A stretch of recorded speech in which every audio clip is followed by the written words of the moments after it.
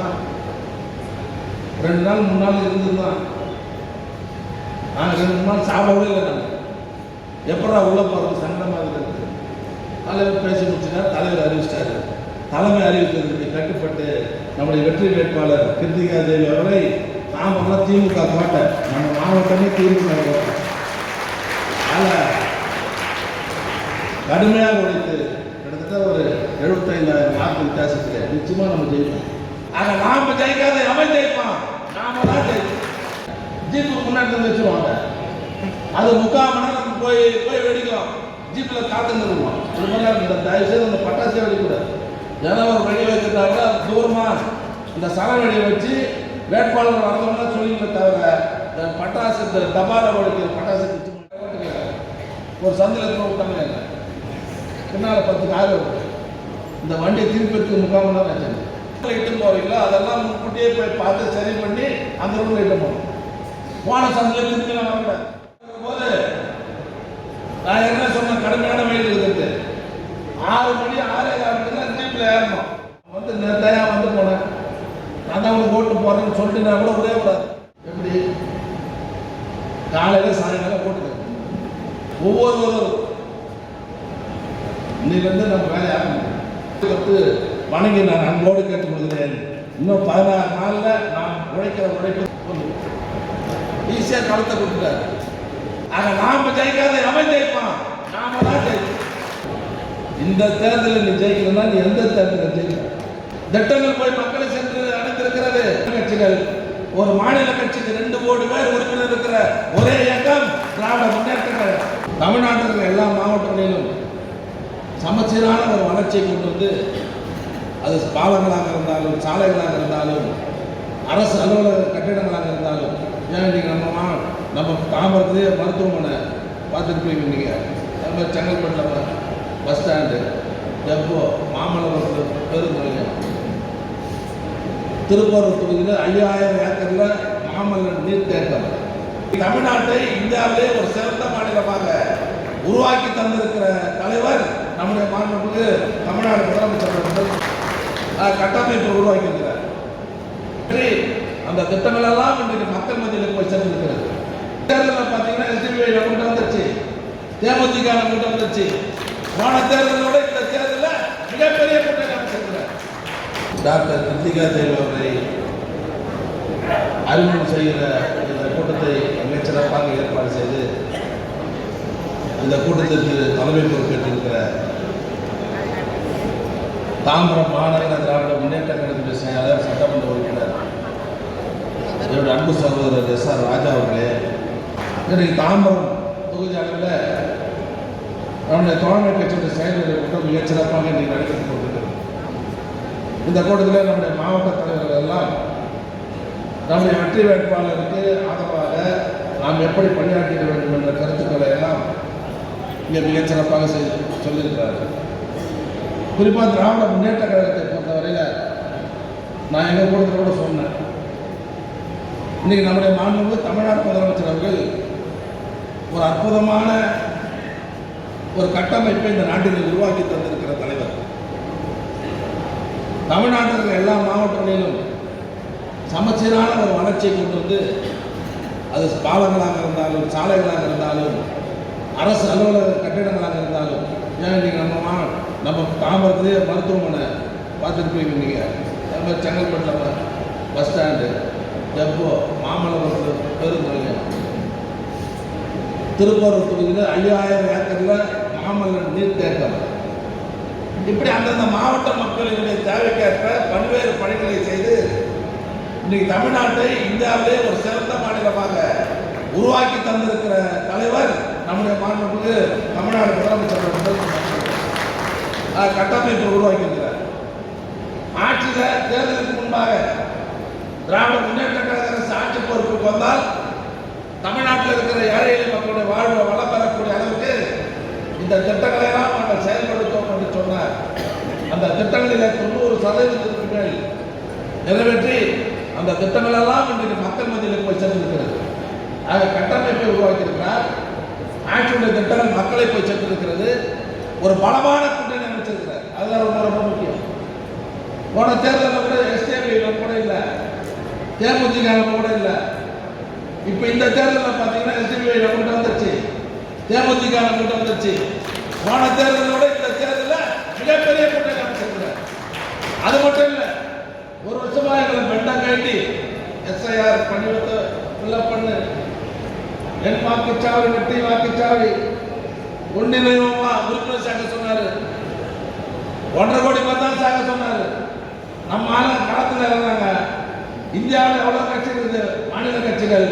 ஒரு மாநில கட்சிக்கு 2 கோடி பேர் உறுப்பினர் இருக்கிற ஒரே இயக்கம் திராவிட முன்னேற்ற கழகம். ஆக கட்டமைப்பு பிரபலமா இருக்குது, திட்டங்கள் போய் மக்களை சென்று அடைந்திருக்கிறது, கட்சி பலமா இருக்குது, கூட்டணி பலமா இருக்குது.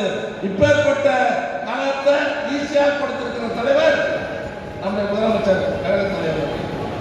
இந்த தேர்தலில் நீ ஜெயிக்கணும்னா நீ எந்த தேர்தலில் ஜெயிக்க ஈஸியா களத்தை கொடுத்துட்டாரு. மக்கள் பலம் நம்மகிட்ட இருக்குது, சிறந்த செயல்கள் நீங்களா இருக்கிறீங்க. ஆக நாம ஜெயிக்காத அவன் ஜெயிப்பான், நாம தான் ஜெயிப்போம். அதனால இன்னும் 16 நாள் இருக்கு. இன்னைக்கு விட்டுட்டீங்கன்னா இன்னும் 16 நாள் இருக்கு.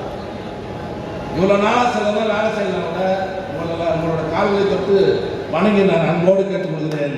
இன்னும் 16 நாள்ல நாம் உழைக்கிற உழைப்பு தான் நம்முடைய வேட்பாளருடைய வெற்றி உறுதி செய்யப்படுது. கட்சிக்கு எவ்வளவு தியாகம் பண்ணிருக்கிறோம்.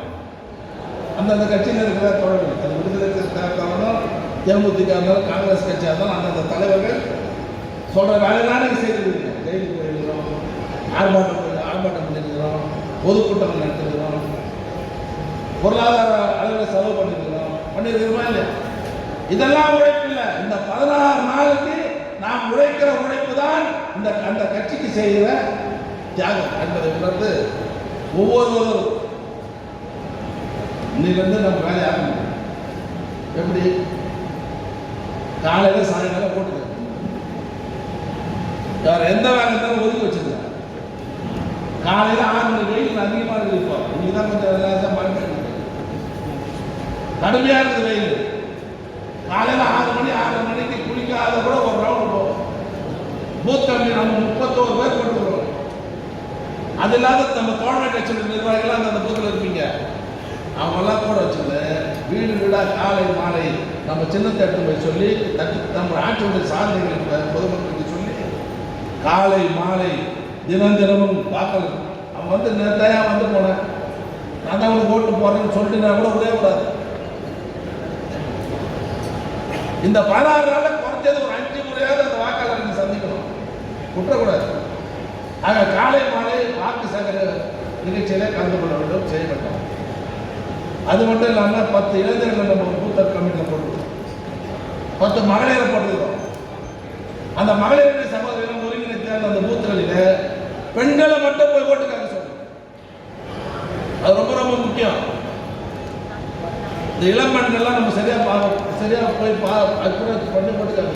இளம் பெண்கள் கல்லூரியில் படிக்கிறவங்க, புதிய மக்கள் அவங்களெல்லாம் போய் ஓட்டு கேட்க சொல்லணும். அதே போல இளைஞர் 10 பேர் கொண்டு வரோம். அந்த இளைஞர்களை அந்த பூத்தில் இருக்கிற இளைஞரை மட்டும் போய் ஓட்டு கேட்க ஏற்பாடு பண்ணணும். ஏதோ ஒரு நாளைக்கு 2 நாளைக்கு கேட்டு விடக்கூடாது. நேத்தான் கேட்டேன், நாளைக்கு பார்த்துக்கலாம், நாளைக்கு பார்த்துக்கலாம்.